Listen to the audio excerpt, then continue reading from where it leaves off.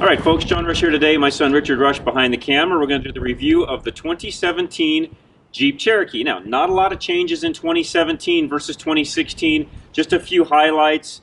So new for 2017, they've done some changes on the interior on the Trailhawk model. This happens to be the Limited, which really doesn't have a lot of changes in it other than right now.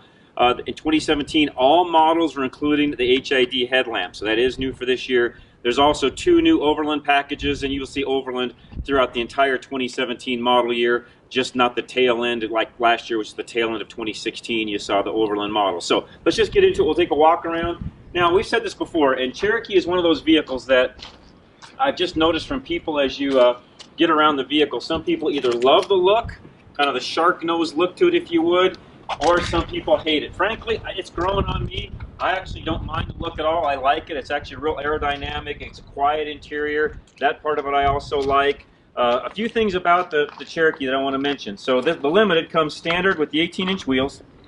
Also comes with remote start, a wiper de-icer, a power folding mirrors. That are also are heated turn signals and puddle lamps all built into the mirror. Also get leather, heated seats, heated steering wheel, dual climate controls, dual HVAC I should say, so dual zone climate control, 8-way driver's seat, and an auto dim rear view mirror. Now there are some things out there that some folks have complained about when it comes to Cherokee that we'll get into in a little bit, and that is not quite as much back end room or cargo capacity as some of the competitors that it competes with. But aside from that, the one thing that Jeep Cherokee has that nobody else does have in this particular class is the off-road capability. This vehicle will still do anything off-road that you want to do. It's got the full functionality that we've come to love in Jeep with all of the other bells and whistles, which makes it a great on-road performance vehicle and also a great off-road performance vehicle. So while we're at it, and the key fob's in the car, but I'll just open up the rear, and I will say one thing I do like is the automatic hatch gate, which we actually reviewed a Toyota Land Cruiser here not that long ago, which was like 85 grand and doesn't even have a power lift gate. So this particular vehicle is $34,000 fully loaded and has an automatic lift gate, which a lot of the vehicles in this class do have. Now, one thing about this car, though, that it does not have is there's no easy kick, walk up and open the gate. You have to actually push the key fob, or as I just mentioned a moment, or as I just did a moment ago, hit the button and it opens up the gate. But as you look inside the rear gate, or the rear storage area, I should say, there is some storage area inside here, some different things that you can, different compartments where you can put different things and so on. And that part's kind of nice, as that's underneath this underneath this lid, I should say. And this particular unit over here, in fact, you'll see the little Easter eggs. Richard can show you one of the Easter eggs. You'll see the Jeep grill there on the little bag holders that are on that particular side. And again, you've got little latches, little things to hold things down. You'll notice the notches here. If you had the optional privacy screen back here, you would see that. And real quick, let me fold one seat down. I won't do both, but it's a 60/40 middle seat, or second row seat, I should say.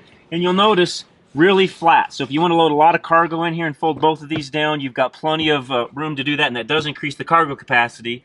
But again, one of the complaints for this vehicle, and you'll notice when this is back up, you'll notice, especially with the way this slopes up, you just don't have a ton of cargo. There's other vehicles in the class, in this particular class, that do give you more cargo capacity, but you'll have to be the judge of that. And as we always say, get your vehicle, get your family in the vehicle, the things that you think you're going to be carrying, and so on.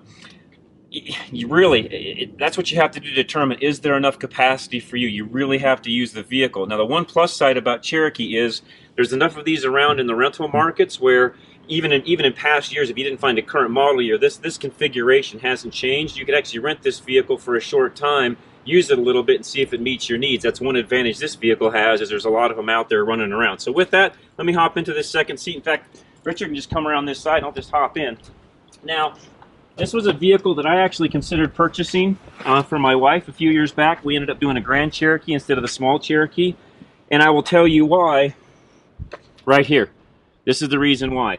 You'll notice that there's not quite as much leg room. This seat is not all the way back, but you'll notice I'm 5'10", and my knees are almost touching. It's really, really a tight configuration back here in the back. This does have the full sky view roof in it, which I love, which we'll get into in just a moment.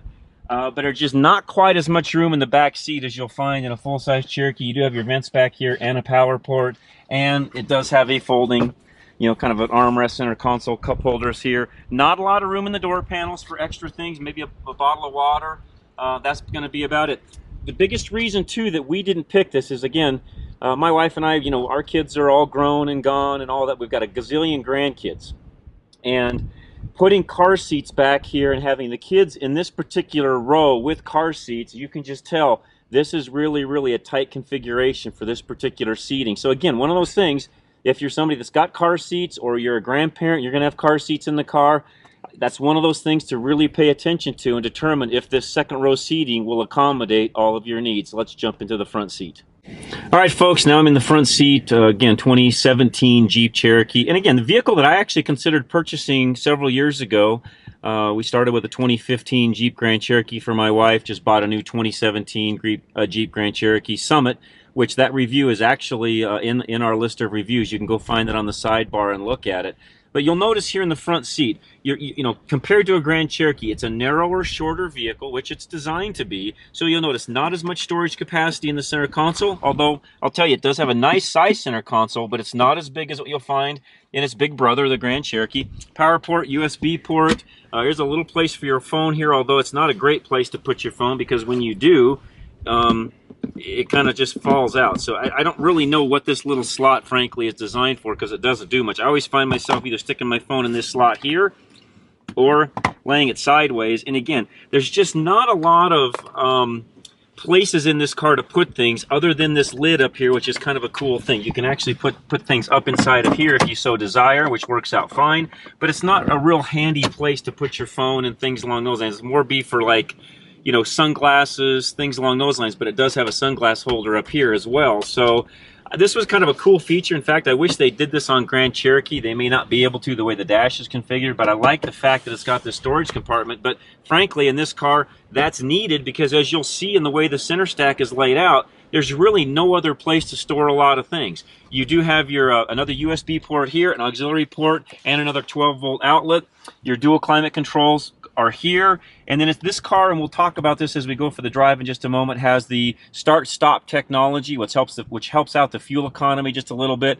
This particular vehicle does have the V6 option in it, which, let me get my notes out here, has 271 horsepower, 3.1 liter V6, 271 horsepower. The other optional engine is a 2.4 liter four-cylinder with 184 horsepower, and frankly, we have driven those, and at our altitude here in Colorado, I'll just tell you right now, not enough power for what we need in our altitude. You've got to have the V6, and when you do that, you drop some of your fuel economy. Real quick, Richard, show them again the full sky roof if you can. That feature I do love.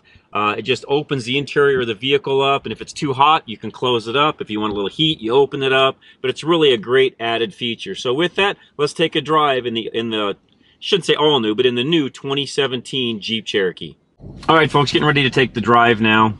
And one thing Richard mentioned a moment ago that we should also mention, when you go to the controls for the seat, these are heated and ventilated front seats. You can see the controls right here, heated wheel, and you can set how those actually work too, by the way. And keep in mind, the outside rear view mirrors on the Limited are also heated, as well as the lower portion of the windshield to keep the defroster, you know, to keep the windshield wipers also clean. The other thing this vehicle comes with standard, or not standard, but the optional package on this vehicle that puts it up in the 34K range is all your adaptive cruise control, you know, blind spot monitoring, all that stuff is built into this particular vehicle, which makes it really a nice vehicle. Again, priced reasonably in the mid 30s. That part I like really well. When you go to reverse, I should say, what I like really well is all the features you get for the $34,000. And you'll notice here we can back right in if we want to. It does have dynamic grid lines, which is kind of a cool thing, which a lot of vehicles have. It's not a big deal if they don't have it, but it does help for some of you maybe that are a little bit more parking challenged. Those grid lines, or the dynamic grid lines, I should say, actually do help. You can turn the start-stop technology on and off by this button right here. That would say that it's off, and that would leave it on, which means that if all the conditions are correct, when you pull up to a stop sign, stop light, and stop for just a few minutes, it'll actually shut the engine off. Now, when that doesn't operate is if you've got the AC running, it's hot inside, and you pull up to an actual stop sign, the engine will not shut off unless things are climate-wise where it needs to be, then it will actually shut off. So with that, let's just go take a drive. All right, folks, and here we go, taking a drive, 2017 Jeep Cherokee. And again, a vehicle that I considered buying, power on this vehicle on the V6 and our altitude works really, really well. Fuel economy, let me go to that real quick and I'll just tell you where we're at on it. I'll get it to roll through here.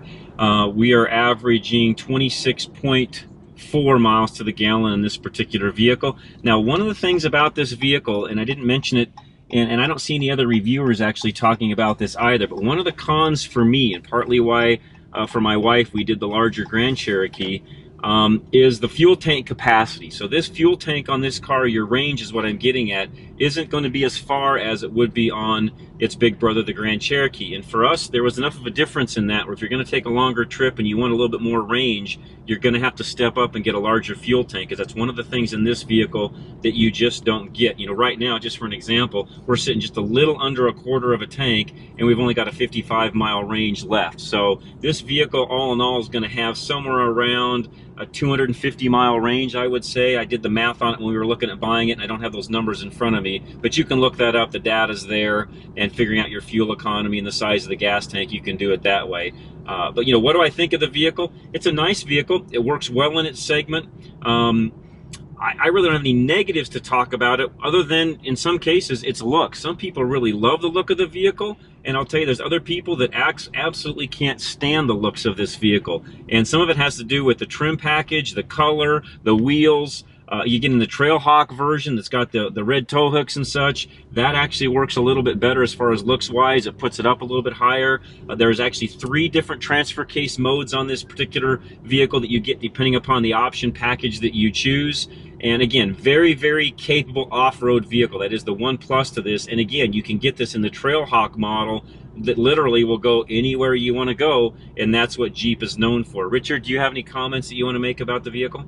No, I think it's pretty competitively priced. I think you mentioned a lot of the great features about it. I think that this vehicle, as it sits right now, is actually going to be interesting to see how it performs in the future, because we just saw the new Jeep Compass that is coming out, and actually looks almost like a cross between a Cherokee and a Grand Cherokee, depending on the front end. So Jeep's doing a lot of exciting things, and I think the biggest selling point for this vehicle is just that. It's a Jeep.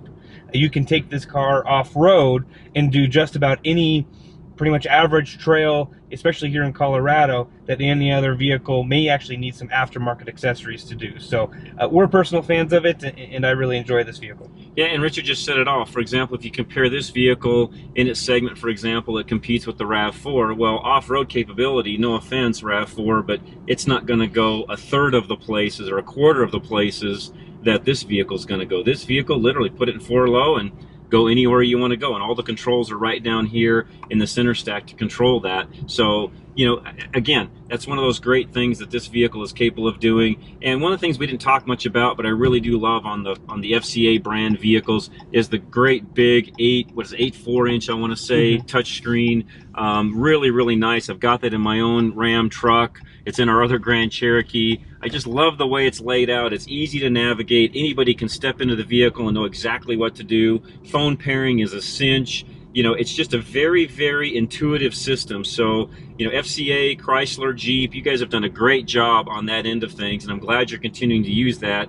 And what you'll notice in some of the newer vehicles, folks, is it's getting a lot sharper looking. And what I mean by that is in some of the vehicles, it's got a real nice gloss, high-end finish to it. Not that it takes away from the functionality or anything, but it's just a cool looking system. Big screen, works really, really well. So again, just something to note. I love that system, and it just works out fantastic. So again, if you're interested in the Jeep Cherokee or any other Jeep product for that matter, go check it out at your local Jeep dealer. And when you do, please tell them that you heard them on Drive Radio.